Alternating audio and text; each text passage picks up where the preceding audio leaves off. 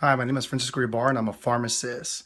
I went to pharmacy school over at the University of California, San Francisco.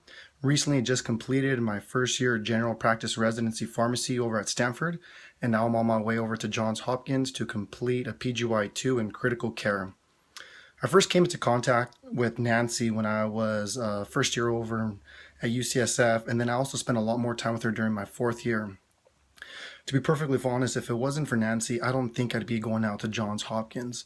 She was the first person to bring the idea of going to Johns Hopkins to pursue extra training following pharmacy school. Because at first, I was very intimidated by the name, didn't think I quite had the credentials. Although I may have in fact had it, I think I lacked that confidence. And having known Nancy, she really has that ability to instill that confidence into you, to show you really what your qualifications are and show you to really have faith and confidence in who you are as an individual so you can really push forward and succeed, as well as to, test the waters and go out to look for things like that. She's been a very positive influence on myself. Growing up, I had a lot of preceptors who were actually quite discouraging. They really weren't there to support me and almost made me feel as if I was, an inconvenience to them and that I was, being really busy. However, with Nancy, she was always there when I needed her.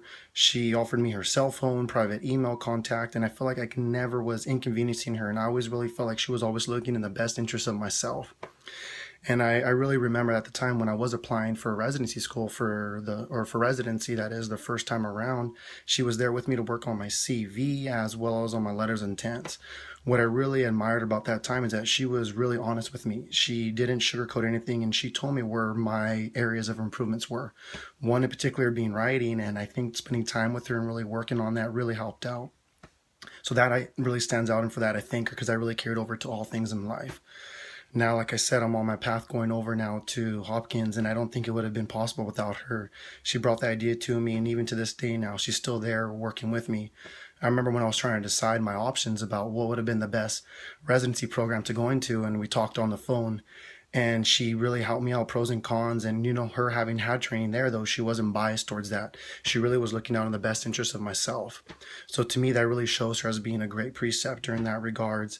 And I think over the years now, I definitely see her as a friend as well too, and I'm very thankful for having her in that regards. And definitely a very positive role model, somebody to strive to be. And as you can see, or if you know about her, you know that she's constantly still working to improve herself. So I plan on doing the same as well too, to one day hopefully impress her, which I think I have done, but you can't always give up on that. And thank you for everything, Nancy. And for anybody who's out there, know that there are individuals who are out there who are willing to help and really do care about future healthcare providers.